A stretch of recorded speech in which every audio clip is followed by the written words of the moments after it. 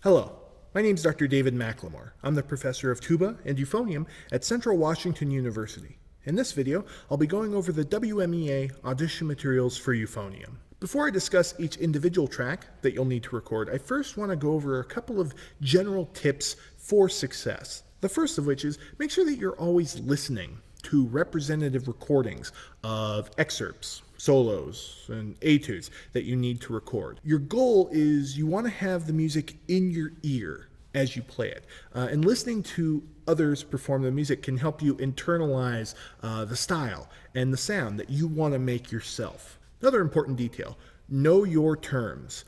If you see in the music a term that's unfamiliar to you that you don't know, look it up and write it in. In order to more fully understand what a composer or arranger wants from us, we really need to know what these terms mean. I'm going to borrow an expression from one of my colleagues here at Central. Speed is fine, accuracy is final.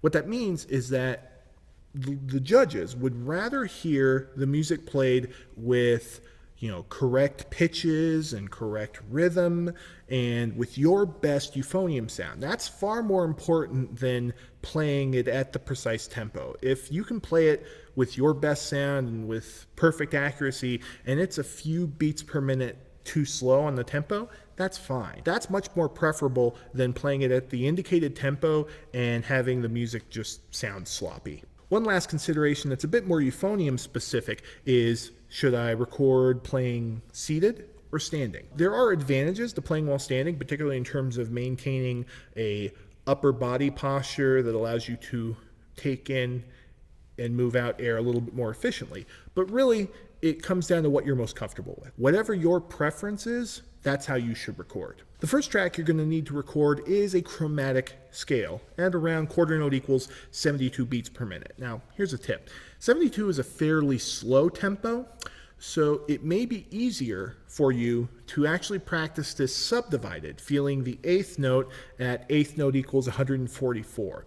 That may help you not only feel the slow quarter note tempo, but also keep that tempo consistent from the beginning to the end of the scale. Notice the legato articulation. This means that you want to play as smoothly and connected as possible, almost as if you were slurring the scale, but with a tenuto articulation, a D articulation at the front of each note. A D articulation, so not a ta articulation. We don't want the fronts of notes to pop or be accented in any way. You just want a slurred air with a nice tenuto tone. Now, you're going to need to breathe during this scale. In order to keep the tempo of quarter note equals 72 steady, you're going to have to borrow a little bit of time from the quarter note. Just make sure that you don't take too much length off of the note.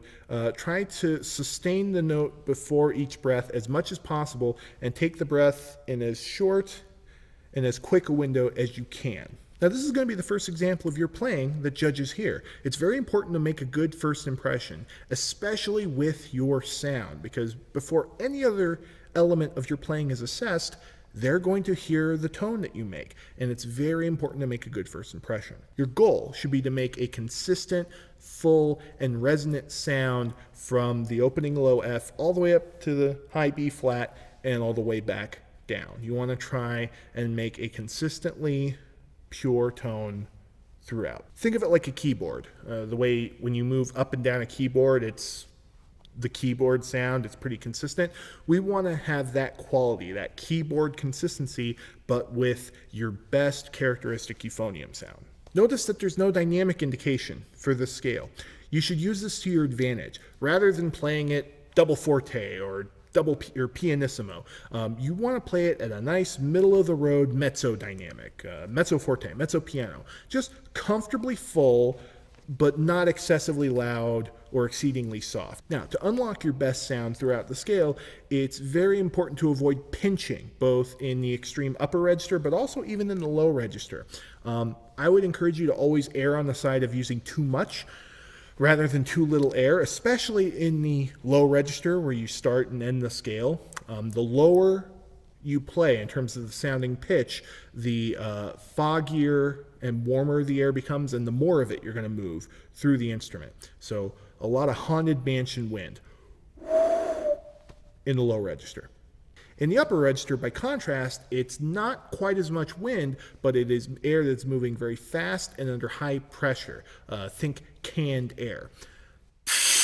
Very focused through a much narrower aperture. Bear in mind that if you have trouble playing particular notes within the scale, you can always grab your mouthpiece and practice mouthpiece buzzing them. You can always alternate playing a treble note on the instrument and buzzing it, or even playing the reference note on the keyboard. Don't be afraid to attack your weaknesses, to go after particular notes that give you trouble.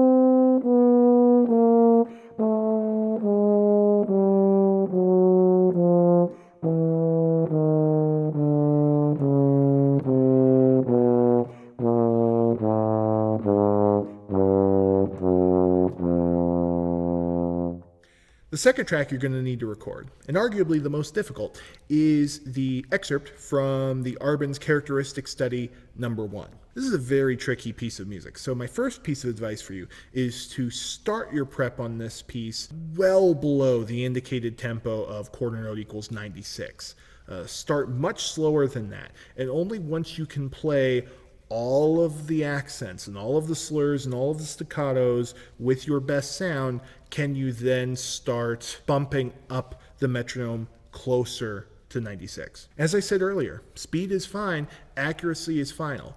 It's okay to play this a little bit down tempo if you are able to be more successful with it. In this etude, you're given very specific and numerous instructions regarding articulations, accents, dynamics, crescendos, decrescendos, even big picture changes in the dynamic. The music starts at mezzo forte and then it drops to mezzo piano in measure 5 so that you can gradually build to the last measure. As you work on this etude, especially at the slower tempo, make sure that you're really hitting every single staccato, every single accent, playing each slur with a full and continuous sound, making sure that as a listener, we hear every crescendo, every decrescendo. Breathing can be quite difficult to manage in this etude.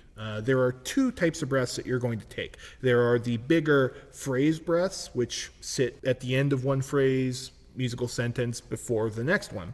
And then there are going to be the quicker sneak breaths or mid-phrase breaths. Now, the breathing scheme that works for me or works for you might not work for anyone else. It's going to be contingent upon the instrument you're playing, your breath capacity, how you play as a player. So you're going to need to figure out the breathing scheme, discover the breathing scheme that works best for you. Now, a goal of yours should be to take as few breaths as possible, but not at the expense of tone or pitch or rhythm accuracy. Now, your big breath points are probably going to be at the beginning, right before you start the etude, after the downbeat, 8th note on measure 5, and also possibly after the downbeat of measure 7. Alternatively, some players will break the ties after the trilled notes, basically resolve the trill and then take a breath before the pickups into the next downbeat.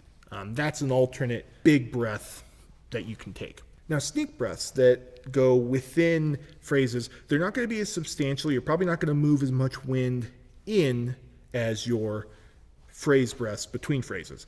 You just quickly are gulping in air or sniffing it in if you're using your nose just to get through the next few beats of music or your next sneak breath. Large intervals can be effective places to use sneak breaths because you're already resetting your air, resetting your face, and so this can make it a little easier to gulp in a little bit of air just to get you through the next bit of music. Experiment with different breathing plans to see what works for you. But then once you have a plan, make sure that you stick to it. So as a general rule, it's best to maintain a consistent metronomic tempo. especially when you're playing auditions. That being said, for this particular etude, you may find it best to let the time stretch when you're taking the big phrase breaths at measures 5 or 7.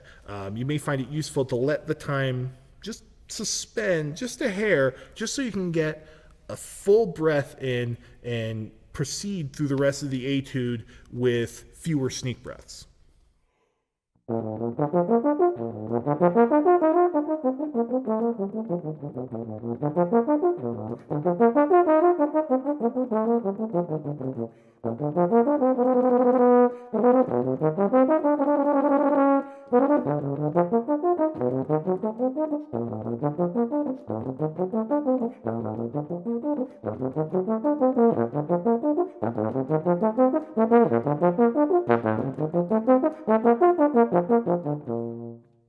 The third track that you're going to need to record is the first Minuet from Bach's first cello suite. Now, as I said earlier, it's very important with solos and excerpts to listen to recordings to kind of establish the style and sound that you want to emulate. I would strongly encourage you to listen to recordings of this on cello before you record this for the WMEA audition.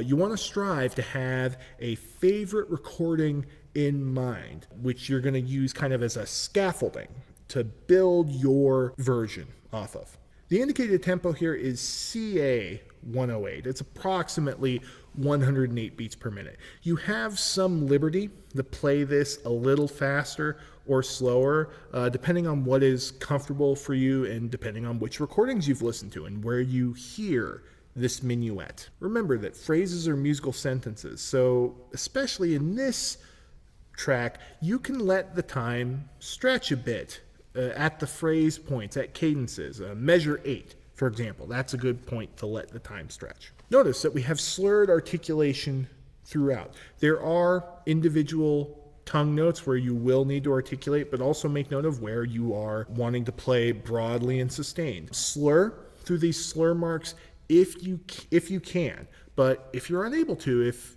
for accuracy reasons, if you need to articulate to help with the pitch centers, use a tenuto tongue, nice letter D attack, kind of like you would on the chromatic scale. Let's talk trills.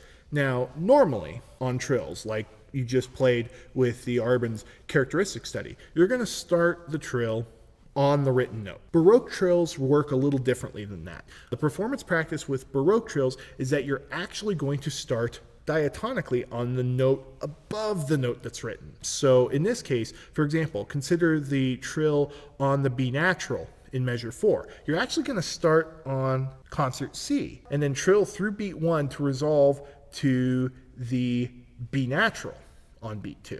As with the Arban's characteristic study, there are a mix of phrase breaths between phrases and mid-phrase breaths that you can take on this solo. For the big picture phrase breaths that you're going to want to take, you're probably going to look at between measures 4 and 5, 8 and 9, 12 and 13, as well as after the dotted quarter note in measure 16. Now, with breaths that are within the phrase or mid-phrase breaths, again, just remember that we want to try and place breaths before pickups or after pickup notes resolved. For example, a good mid-phrase breath would be in measure 19 between beats 2 and 3. You're given a few dynamic instructions here. An opening mezzo forte crescendo in measure 17 to a forte at the last 2 bars.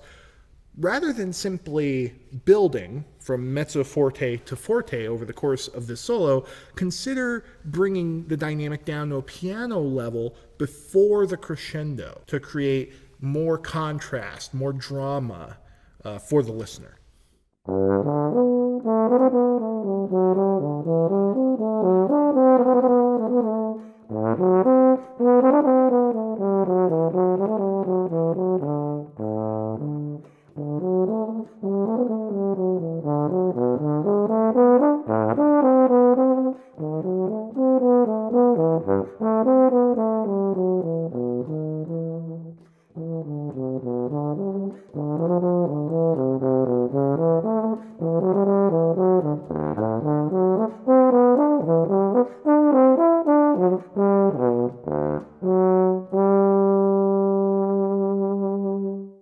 With the last track that you need to record, we have another Baroque transcription, this time taken from a bassoon sonata by Galliard. As with the Bach, challenge yourself to listen to this movement performed by bassoonists. Endeavor to have one or two favorite recordings that you're kind of modeling your take off of. Whereas the Bach was broad and flowing, this music is much more of a dance. The opening marking, spirituoso e staccato, means the music should be played in a very lively or spirited manner, and that you should be playing with a light staccato articulations on every note. That being said, the quarter notes can be played with a little bit more heft and length than the eighth notes and the 16th notes, just to create a little bit of contrast for the listener. Dynamically, you actually have many more instructions to follow here, so make sure that you are really hitting these dynamic checkpoints in all of the crescendos or decrescendos. Make sure that you're really playing the ink. Now, being in the Baroque style, this music affords you the chance to demonstrate dynamic changes that are gradual, but also subito dynamic changes, where the music just suddenly goes from being very loud to very soft, or vice versa, without a crescendo or decrescendo. Consider the piano marking at measure 27. I would argue that this should jump out of nowhere. Maintain the mezzo forte all the way through measure 26, and then bring it down to piano in measure 27 out of nowhere, just to surprise the listener. In the last measure, notice the ritardando and tenuto articulations. As you crescendo into that forte final measure, make sure that you let the pulse, the tempo slow down, and really try to play those last quarter notes, that last measure, more broadly and connected.